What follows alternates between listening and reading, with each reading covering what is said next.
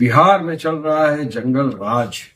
नीतीश तेजस्वी की सरकार पूरी तरह से फेल हुआ। आरिफ जमाल साहब का दिन दहाड़े कुछ हमलावर आते हैं मोटरसाइकिल के ऊपर, उनके बच्चे के सामने उनको गोली मार, डॉक्टर ने इलाज नहीं, आरिफ साहब की जान चलेगी उनके मुंह। आरिफ के 3 छोटे छोटे बच्चे, सबसे बड़ा बच्चा उसका 11 साल का है, कौन देखभाल करती? आवाज को दबाने की कोशिश कर रहे हैं, मजलूमों की, दलितों की, मुसलमानों की जो आवाज है उसको दबाने की कोशिश कर रहे हैं ना। BA, BCom, BSc, MA, MCom करें विश्व की सबसे बड़ी यूनिवर्सिटी इग्नू से। सॉल्व असाइनमेंट्स और गाइड बुक्स प्राप्त करें। संपर्क करें Mahakal computers, DAV PG college के पास, पंच मंदिरा मोड़ से दाहिने, सिवान।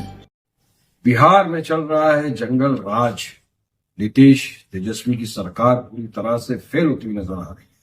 कल बिहार में हमारी पार्टी मजलिस इत्तेहादुल मुस्लिमीन के एक्स कन्वेनर और डिस्ट्रिक्ट प्रेसिडेंट जो थे सिवान के मोहतरम जनाब आरिफ जमाल साहब का दिन दहाड़े कुछ हमलावर आते हैं मोटरसाइकिल के ऊपर, उनके बच्चे के सामने उनको गोली मार देते हैं। आरिफ साहब को जब उठाकर हॉस्पिटल में लेके जाया जाता है तो मेरी जानकारी के मुताबिक ये पता चल रहा है हॉस्पिटल में डॉक्टर ने इलाज नहीं, आरिफ साहब की जान चलेगी, उनकी मृत्यु हो गई।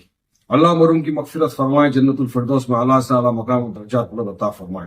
मगर यहाँ मैं पूछना चाहूंगा बिहार की सरकार क्या कर रही है? कुछ दिनों पहले हमारे पार्टी के जो प्रेसिडेंट अख्तर ईमान साहब, उनका फेसबुक का अकाउंट हैक कर दिया। हैक करने के बाद उनको धमकियां मिल रही है, मगर बिहार की पुलिस सरकार सब सो रही है। अब ये हादसा हो गया। सोचिए, मरहूम आरिफ के 3 छोटे छोटे बच्चे, सबसे बड़ा बच्चा उसका 11 साल का है, कौन देखभाल करेगा? क्या होगा?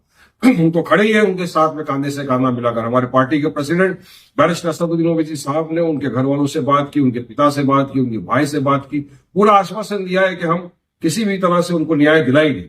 मेरी बिहार सरकार से गुजारिश है, बिहार पुलिस से गुजारिश है कि अभी 2 दिन बीत गए, कल की घटना है, आज तक आपने उन हमलावरों को अरेस्ट नहीं किया। हम चाहते हैं कि आप फौरी तौर से कार्रवाई करें और जो भी है इसमें इन्वॉल्व, जिसने आरिफ साहब की जान ली है, उन हमलावरों को हिरासत में डाल के सख्त कायदा सख्त कानून के तहत उनको सजा दिलवाएं।